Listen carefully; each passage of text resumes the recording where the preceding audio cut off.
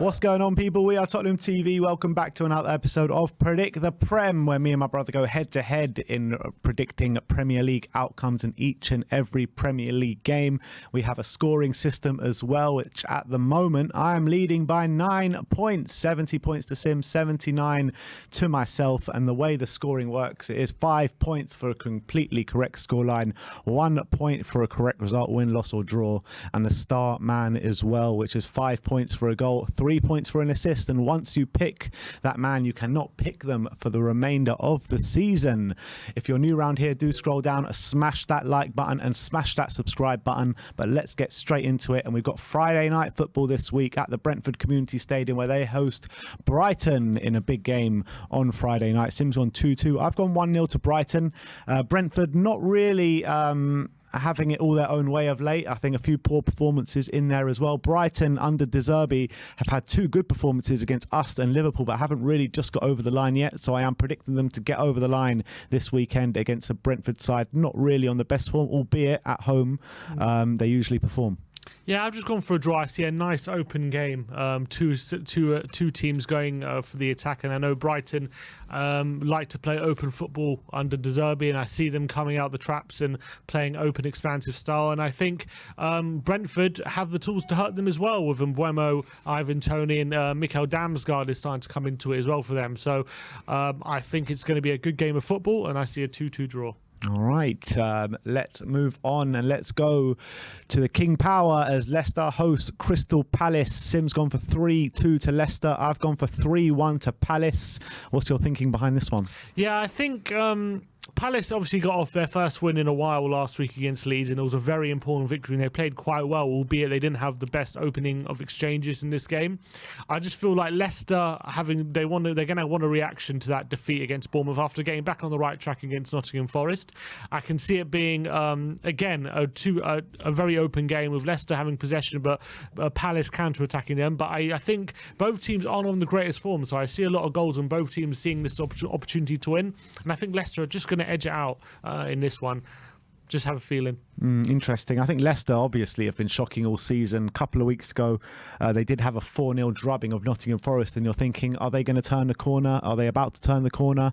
And then they follow up with a loss away to Bournemouth, which puts them back down into the bad form category. They didn't really kick on from that. At Crystal Palace, on the other hand, again, not really getting the results as of late, but they are getting a few draws in there. Credible draw against Newcastle, credible draw against Brentford as well. The 2 losses in there coming against Chelsea and Man City. So I think this Crystal Palace side, they're a very tough nut to crack, and I don't really expect Leicester. I mean, I think they can score a goal or 2 against them, but I think Crystal Palace will just be a bit too strong here against a very fragile Leicester defence. So that's why I've gone for Crystal Palace to win this game. Moving on to Craven Cottage, where Fulham host Bournemouth in a battle of the promoted sides. I've gone for 1-1 in this game. Sim's gone for 1-0 to Fulham. Since Scott Parker's been sacked from Bournemouth, they haven't lost a game yet. They have drawn quite a few games, and they're providing quite a difficult team to beat. Fulham, on the other hand, as well, they've started the season really well, and they've also provided to be a really hard team to beat. So that's why I've gone for a 1-1 draw here. I think both teams might cancel each other out. Last season, when they played each other in the Championship, it finished 1-1 twice as well, so I'm going for a repeat of that. Yeah, I think Fulham have their form has dipped quite a bit of late. I feel like they were quite poor in their 3-1 defeat to West Ham last week, and they're going to want to turn that around. I'm not sure if I think this relies on Mitrovic being available or not. If he is available, I think they'll have a good outlet to be able to sustain some attacks against Bournemouth. If not, I don't really feel like they have the outlet with Vinicius up front, and they might drop points. But if he is, I'm assuming he is available, and I'm going to go for a 1-0 to Fulham, and I think it could be the end of Bournemouth's unbeaten run. Let's go on to Molineux as Wolves host Nottingham Forest. Wolves still haven't got a new manager. Nottingham Forest just gave their manager, who was under pressure, a new contract. Sim's gone for 1-1 here. I've gone for 1-0 to Wolves. What's your thinking? Yeah, I just feel like it was a bit improved for Forest against Villa, albeit Villa will probably be annoyed they didn't win the game. I felt it was a bit improved from Forest of late compared to their previous performances. And with Wolves still not having a manager, I feel like Forest might see this as an opportunity to grab a point or go for a win. So I see them maybe starting to gel a bit more, and Wolves still maybe being a bit disjointed, still looking for a new manager, still under their caretaker. So I think Forest could go there and nab a point, even though they're in terrible form. Yeah, I got a feeling Forest are just going to shithouse this to a 1-0 win. Forest have been shocking for pretty much the majority of the season.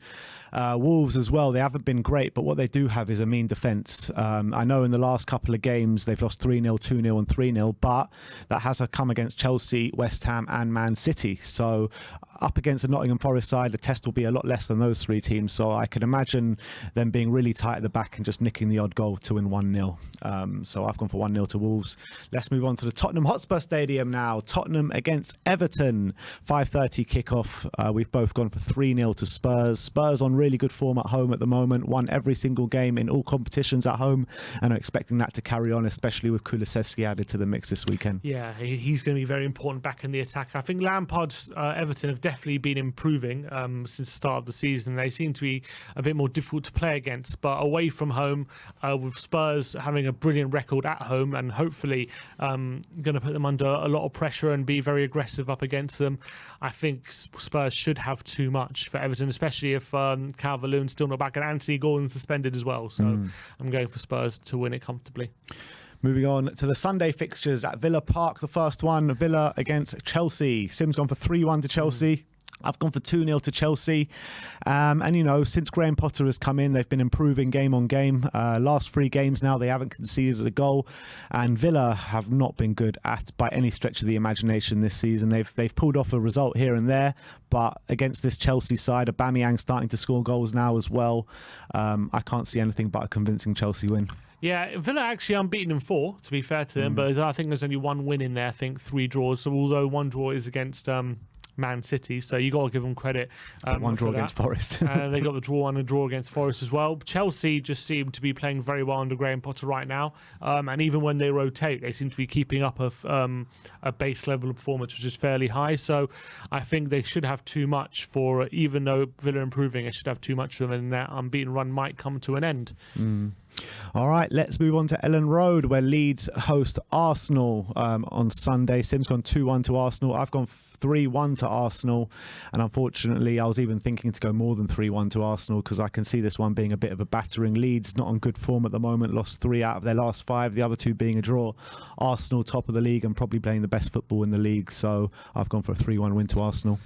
Yeah, I think I could see it being fairly difficult for Arsenal early doors, with with Leeds having a young and exuberant team, and one that could put Arsenal under pressure. But once they see out that first bit, I think once Leeds start to tire a bit, Arsenal should exert their quality, and at the moment they look very, very difficult to stop. I'm hoping Leeds will have enough to get a result, but at the moment I just can't see it with the form they're in and the quality they have up front, especially in the striking position. They're struggling to find someone in that role right now, so I can't see them exploiting the chances they get. So I think Arsenal are going to win this one.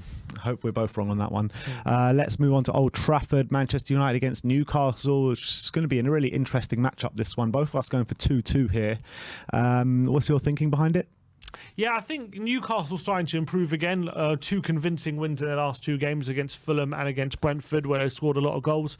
So I think they're going to come into this game with a lot of confidence, and Bruno Guimaraes, especially in the central midfield, is really starting to play very well in the centre. Man United, obviously in decent form, even though they lost in the Manchester derby 6-3, they recovered with a very solid win away at Everton, which is not easy at the moment. So I think it's going to be a very close game between 2 sides who will be confident of a victory, and I think it'll be open game as well. So I think there'll be goals, and I think both sides are not going to be good enough to keep each other out. So 2-2. Yeah, I agree with that pretty much. I think both sides are 2 form sides in the Premier League. Man U winning 5 of their last 6 Premier League games. Newcastle convincingly dispatching their last 2 games. Was it 4-1 and 5-1? I think Newcastle will be up for this one, but they have a terrible record in the Premier League against Manchester United. But I just can't really separate these 2 sides, so I've gone for 2-2. Next up is Southampton West Ham. Both of us going for the opposite scorelines here. Sim's gone for 2-1 to Southampton. I've gone for 2-1 to West Ham. My thinking behind it is that I've actually seen improvements in West Ham the last couple of weeks. I think Scamacca is starting to get get to grips with life at West Ham. And Paqueta as well had a really good game last week, and I'm expecting them to push on from there. And I'm expecting West Ham to go on a bit of a run now as well. I think they are starting to grow into the season a little bit. Southampton, I just don't think they'll be strong enough to face up against this West Ham side.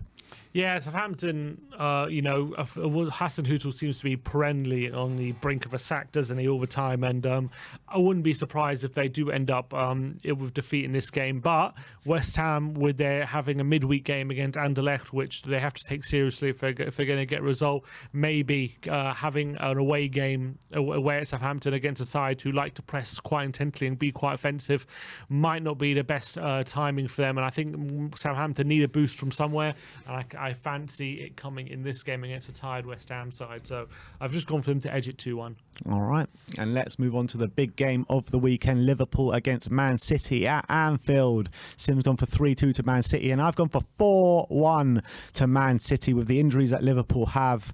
I don't know if it's going to be Milner or Joe Gomez right back, but if it is Milner, then I really do fear for them, and it could be more than 4-1. But Man City with Haaland are just playing too well at the moment. Liverpool haven't really kick-started their season yet, albeit they had an astonishing 7-1 win during the week against Rangers at Ibrox, with Mo Salah coming on and scoring a 6-minute hat-trick. I still can't see them getting past this Man City side.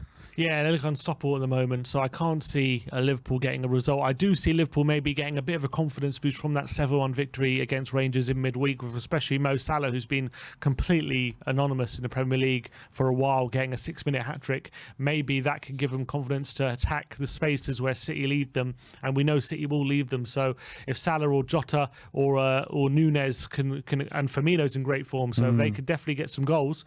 But Man City with Haaland right now, especially the way Liverpool defending, I can't see Liverpool keeping the back door shut, and I think Haaland could even have a field day against that Liverpool backline. So I can't see Liverpool outscoring Man City, so I've gone for a 3-2 victory. All right, and let's move on to the star men. And who have we got? Oh!